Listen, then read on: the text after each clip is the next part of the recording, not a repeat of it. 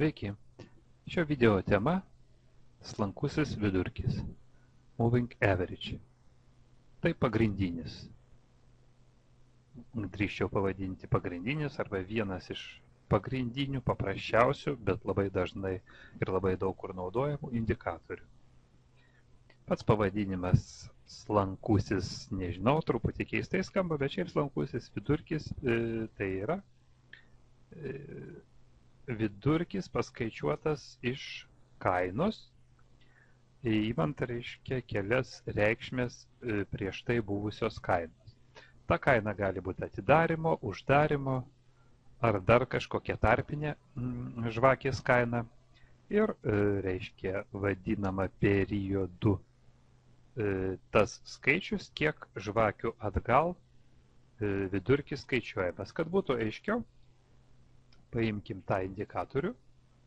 Štai čia jį mes galim pasiimti iš indikatorių sąrašo ir nusistatom parametrus, iš savo šitam indikatoriui. Vienas iš parametrų, kaip sakiau, vadinasi periodas. Iš tikrųjų, tai yra žvakių skaičius iki dabartinės žvakės, kuri formuojama. Šiai žvakiai paskaičiuoti slankų į vidurkį reikia paimti, sakykime, 21 periodą. Pasidarykim slankų į vidurkį, reiškia bus 1, 2, 3, 4, 5, 6 ir taip toliau iki 21 žvakės reikšmės kainos paimtos, atitinkamai susumuotos pagal tam tikrą formulę, išvestas vidurkis ir tam taške jis bus atidėtas. Sujungus visus taškus, grafiškai gaunama linija. Tai ir yra tas slankusis vidurkis, indikatorius. Kaip pamatysim, tai yra linija, kreivė. Jeigu būna, pavyzdžiui, čia 21, viskas tvarkoj tinka. Dabar, kaip sakiau, kaina gali būti paimta iš sąrašo. Galima imti uždarimo kainą, atidarimo kainą, aukščiausią kainą pasirinkti, žemiausią, arba paskaičiuoti kokį tai tarpinį variantą iš čia pateiktų formulių. Principe, naudojant įvairias strategijas, gal ir nėra labai svarbu, kokią kainą imti. Jeigu kažkokia yra speciali strategija, kuriai reikėjo atidarimo, uždarimo, arba galbūt aukščiausia, žemiausia, tai visi šitie variantai čia yra. Galim pasirinkti kokį norim. Savo pavyzdžiui, aš paimsiu tipinę kainą, aš dažniausiai ją ir naudoju, jeigu naudoju vieną tik tai slankų į vidurkį kaip po tokį, tada visai tinkamas variantas būtų šitas. Dabar, kaip sakiau, vidurkiai paskaičiuojami tam tikrų būdų. Pats paprasčiausias variantas ir suprantamiausias, aišku, tai yra paimti tas kainas, susumuoti, padalinti iš žvakių skaičiaus, už kurį periodą mes skaičiuojam. Reiškia, suskaičiuoti 21 žvakės atgal nuo šios, kuri formuojasi 21 atgal reikšmės kainos, susumuoti jas visas ir padalinti iš 21 šiuo atveju. Tai būtų simple variantas, pats paprasčiausias. Yra kiti variantai, kadangi skaičiuojant ypatingai ilgus periodus, sakysim, galbūt mums reikia ten kokio 100 ar 50 periodų, tai žinoma, kad kaina, kuri buvo čia, šiai kainai, kuri yra čia, didelės įtakos jau neturi. Kad sumažinti įtaką praėjusių kainų, kuo toliau kaina yra nuo dabartinio laiko, tuo jai suteikiamas mažesnis svoris, skaičiuojant vidurkį.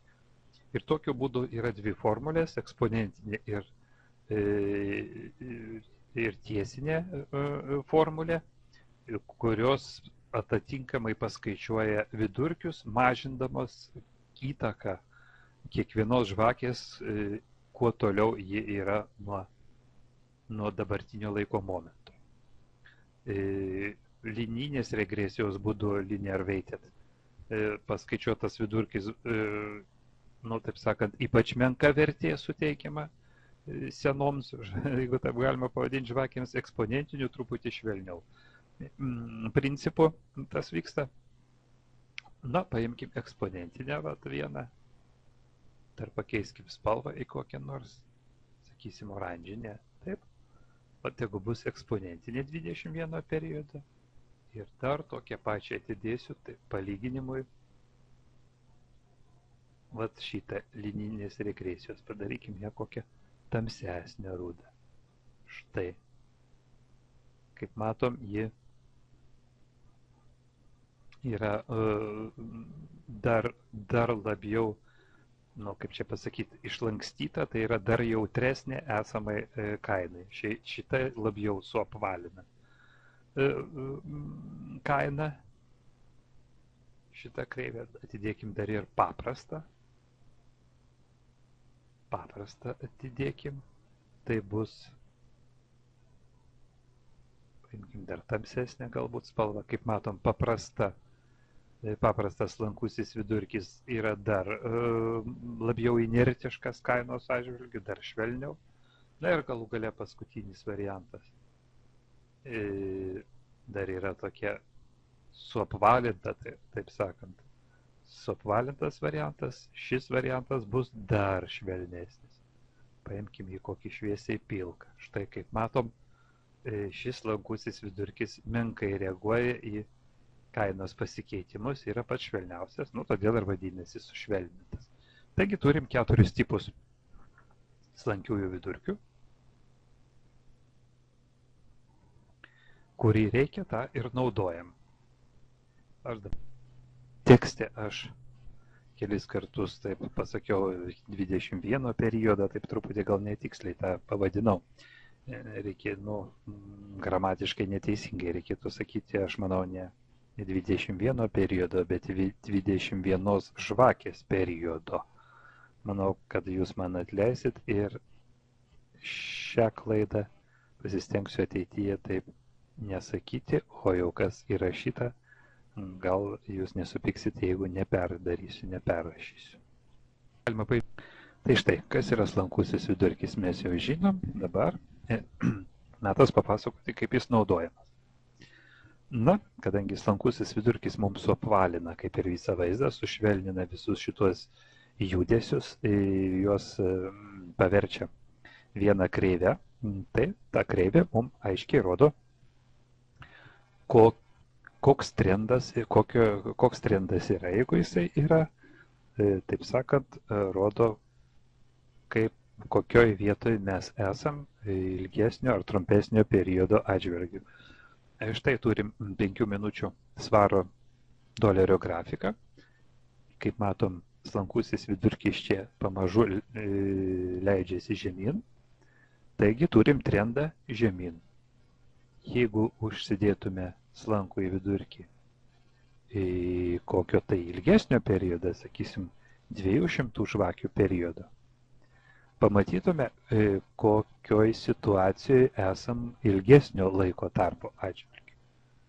Va, kaip matom, ilgesnio laiko tarpo atžvilgiu, nuo šitos vietos irgi jau turim trendą žemyn. Tai turėdami šį slankųjį vidurkį, turint šį slankųjį vidurkį, mums jau nebūtina žiūrėti, sakysime, valandinį grafiką, kad žinoti, kad esame situacijoje, kada trendas eina žemyn. Aišku, jeigu pasižiūrėtume valandinį grafiką, tai turėtume, taip. Tai ir matom, kad trendas iš tikrųjų eina žemyn. Bet netgi nejunginėdami grafiko, matom, kad trendas eina žemyn vien tik tai pagal slankųjį vidurkį. Toks būtų vienas slankio vidurkio panaudojimo būdas, tai yra mums kaip indikatorius, jisai rodo trendo kryptį.